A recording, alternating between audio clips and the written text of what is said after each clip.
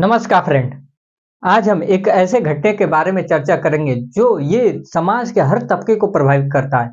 चाहे अमीर हो, गरीब हो, बूढ़े हो, बच्चे हो, महिला हो, चाहे किसी भी देश के नागरिक हो, चाहे भारत हो या विदेश के नागरिक हो, सभी कैसे न कैसे किसी न किसी तरह से इससे प्रभावित है। वह है साइबर अपराध। भारत में आजकल साइबर अपराध की घटनाएं दिन प्रतिदिन बढ़ती जा रही है। इसमें हाल ही में एक बहुत बड़े घटनाओं को भी अंजाम दिया गया है। ठीक है, तो इसके बारे में हम चर्चा करेंगे। उसके बाद हम चर्चा करेंगे कि साइबर अपराध होता क्या है। उसके बाद से जो हम चर्चा करेंगे साइबर अपराध को रोकथाम हेतु क्या उपाय होनी चाहिए। उसके बाद भारत सरकार ने अपने स्तर पर साइबर अपराध को रोकने के लिए क्या क्या प्रयास किया है। ठीक है, तो आगे चलने से पहले आप मेरे चैनल को लाइक, शेयर और सब्सक्राइब कर दें। ओके, तो वर्तमान में साइबर अपराध की घटनाएं लगभग 77% हो चुकी है। ये डेटा 2020 से 2022 के मध्य, और लगभग 47% सिर्फ यूपीआई के माध्यम से हो रहा है। ये धोखाधड़ी साइबर अपराध की घटनाएं हुए हैं यूपीआई के माध्यम से, लेन देन का जो यूपीआई माध्यम है। ठीक है, साइबर अपराध ये जैसे अभी हाल ही में न्यूज में काफी चर्चा में रहा महादेव ऐप, वो भी कहीं ना कहीं साइबर अपराध से संबंधित है। उसके बाद से बेंगलोर में 34 बैंकों में लगभग 800 करोड़ के आसपास पैसे जमा हुए थे। साइबर ठगी के से लेकर उसको बैंक में जमा किया गया। वहीं बेंगलोर, कर्नाटका एवं हिमाचल प्रदेश भी साइबर अपराध से ग्रसित है। वहां पर भी लोगों का साइबर अपराध के माध्यम से वित्तीय धोखाधड़ी हुए हैं। एक डेटा के अनुसार कानपुर जो गैर प्रॉफिट एनजीओ है, नॉन प्रॉफिट एनजीओ, गैर सरकारी संस्था, उसके अनुसार भारत के 10 जगहों से 80% साइबर अपराध होते हैं। शायद ये डेटा आपको अचंभित करेगा। और वो जो शहर हो सकते हैं वो आपके दिल्ली एनसीआर के शहर हैं, नूह है, भरतपुर है, गुरुग्राम का क्षेत्र है। ये इस जो क्षेत्र हैं वो कहीं ना कहीं साइबर अपराध से बहुत बड़े स्तर पर प्रभावित हैं। और जो साइबर अपराध की घटनाएं होती है वो शोध में और शिक्षा क्षेत्र में बहुत ज्यादा बढ़ गया है। ठीक है, वही मेडिकल में भी ज्यादातर हो गए हैं। वो सोशल मीडिया में भी इसको प्रभावित किया जा रहा है। लगभग 12% साइबर अपराध तो सोशल मीडिया से होता है। ठीक है, तो 77% है साइबर अपराध 2020 से 2022 के मध्य। ठीक है, जैसा आपको ये दिखाई दे रहा है। उसके बाद यूपीआई के माध्यम से किया जा रहा है। ठीक है, जैसे बेंगलोर की घटना, कर्नाटका की घटना हुई और हिमाचल प्रदेश की घटना हुई। बेंगलोर की घटना, बेंगलोर बेंगलोर की घटना, हिमाचल प्रदेश की घटना, कर्नाटक की घटना। ठीक है, इसका जो हब बन चुका है वो दिल्ली एनसीआर बन चुका है। दिल्ली एनसीआर है, भरतपुर नूह। ठीक है, ये हब बन चुके हैं। अब इससे निपटारे के लिए भारत सरकार ने भी अनेक प्रयास किए हैं। तो सबसे पहले हम जानते हैं कि साइबर अपराध होता क्या है, कैसे ये घटनाएं हम जाने अनजाने में इससे प्रभावित हो जाते हैं, कैसे हमारे साथ साइबर अपराध की घटनाएं हो जाती हैं। तो सबसे पहले आप लोग गेमिंग खेलते हैं, गेमिंग के माध्यम से भी साइबर अपराध होते हैं। जैसे महादेव ऐप एक गेमिंग ऐप है, वो भी साइबर अपराध से कहीं नहीं कहीं जुड़ा ही हुआ है, जिसको ईडी ने बहुत बड़ी मात्रा में बड़े बड़े एक्टरों को भी ईडी ने समन जारी किया है, जिसको आपने देखा भी होगा न्यूज में, सोशल मीडिया में। तो गेमिंग में कैसे होता है साइबर अपराध, जैसे गलत वेबसाइट बना के, वेटिंग को लेकर, सट्टेबाजी को लेकर, धोखाधड़ी, क्रिकेट फिक्सिंग को लेकर, तो ये गेमिंग के माध्यम से हो सकता है। उसके बाद से जो ऑनलाइन प्लेटफॉर्म है, जैसे ई कॉमर्स में ले लीजिए, उसके बाद से जो ऑनलाइन आप पेमेंट करते हैं वहां पर आपके डेटा को चोरी कर लिया जाता है। उसके बाद से सोशल मीडिया पे आपको जो डेटा है उसको चुरा लिया जाता है। आपके फोटो, आपके आवाज या आपके जो बैकग्राउंड है वहां पर चुरा कर किसी और को दे दिया जाता है, बेच दिया जाता है। तो सोशल मीडिया ऐसे ऑनलाइन प्लेटफॉर्म है।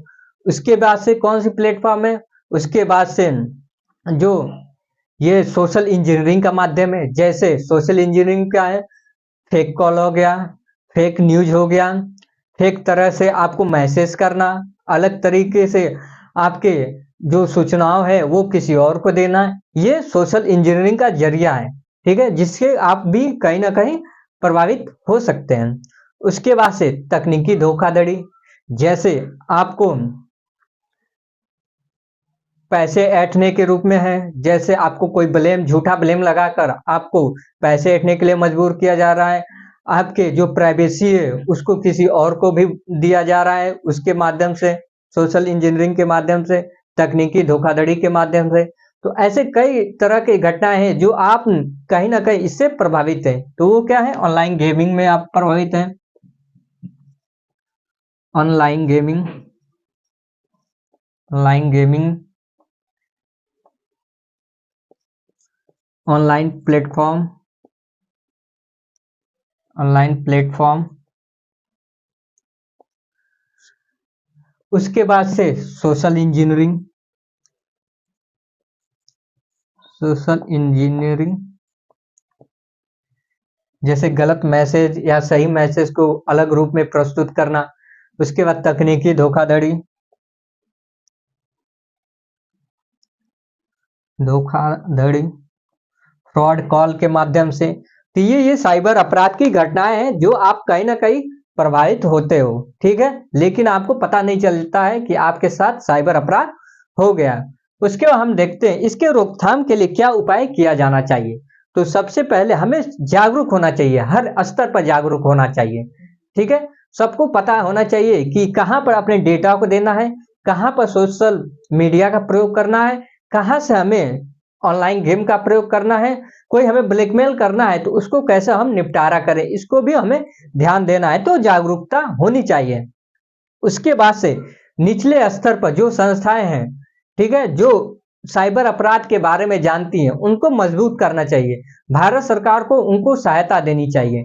ठीक है, ताकि वो साइबर अपराध की घटनाओं में कम करने के लिए वो लोगों को जागरूक कर सके, शिक्षित कर चुके।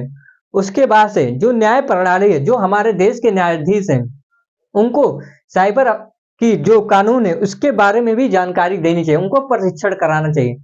ठीक है, उसके बाद से हमें एनजीओ की सहायता लेनी चाहिए। उसके बाद जो बड़े बड़े इंजीनियर हो, जो बड़े बड़े टेक्नीशियन, उनको भी साइबर अपराध के बारे में जानकारी होनी चाहिए। उसके बाद जो बीती जो धोखाधड़ी है उसमें बीमा का भी प्रयोग होना चाहिए कि आपके साथ अगर साइबर धोखाधड़ी होता है तो आपको एक बीमा कवर दिया जाना चाहिए। तो ये उपाय भी हो सकते हैं। तो उपाय क्या हो सकता है, जागरूकता होनी चाहिए, जागरूकता होनी चाहिए, बीमा होना चाहिए, न्यायाधीशों का प्रशिक्षण होना चाहिए, प्रशिक्षण होना चाहिए। ठीक है, आपको पता है कि हमारे देश में लगभग 65% लोग इंटरनेट यूजर करता है। ठीक है, और जो साइबर अपराध की घटनाएं होती हैं वो राज्य सूची के विषय है। तो केंद्र और राज्य को इसमें समन्वय करना चाहिए, एक साथ आकर सबको मिलजुल कर इसमें साइबर अपराध से निपटना चाहिए। जैसे केंद्र के साथ समन्वय, केंद्र और राज्य के मध्य समन्वय, केंद्र राज्य के मध्य समन्वय, एनजीओ का प्रयोग, एनजीओ को जागरूक करना चाहिए। ठीक है, इसमें जो यंग है उनको प्रशिक्षण करना चाहिए, इसमें जो बूढ़े बच्चे हैं उनको भी इसके बारे में जड़ तक सहायता देनी चाहिए, उनको साइबर अपराध की घटनाओं के बारे में बताना चाहिए। ओके, तो अब देखते हैं भारत सरकार ने अपने स्तर पर क्या क्या प्रयास किया है। जैसे साइबर अपराध अधिनियम 2022 लाया, साइबर अपराध 2020। ओके, गृह मंत्रालय ने बोला है कि हमने लगभग 500 करोड़ साइबर धोखाधड़ी से बचाए हैं। कितना, 500 करोड़ साइबर धोखाधड़ी से बचाए, 500 करोड़ गृह मंत्रालय ने कहा है।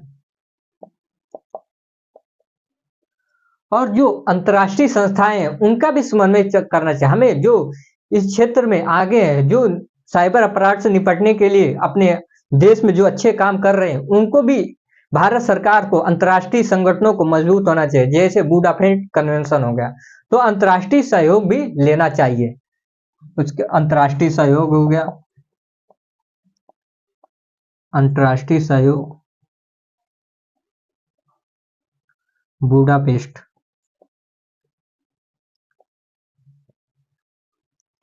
उसके बाद से एक कठोर कानून बनाना चाहिए साइबर अपराध से निपटने के लिए। ऐसे ही हमें साइबर अपराधियों को छोड़ना नहीं चाहिए और डेटा को भारत में ही एकत्रित करना चाहिए और भारत में ही रखना चाहिए, जिससे कि हम साइबर अपराध की घटनाओं से लड़ सकें। आरबीआई ने भी बैंकिंग लोकपाल लाया है, जिससे कि साइबर अपराध से निपटा जा सके, एवं आरबीआई अधिनियम भी है बैंकिंग लोकपाल हो गया, आरबीआई अधिसूचना, ठीक है। तो ये सब चीजें हैं जो साइबर अपराध से लड़ने के लिए हमें सहायता देंगी और हमें साइबर अपराध के बारे में जानकारियां देंगी, जिससे कि हम जागरूक हो सके और साइबर अपराध के से जो हम प्रभावित है इससे बच सकें। ठीक है, तो आप आज के लिए बस इतना ही है। Thank you so much. जय हिंद।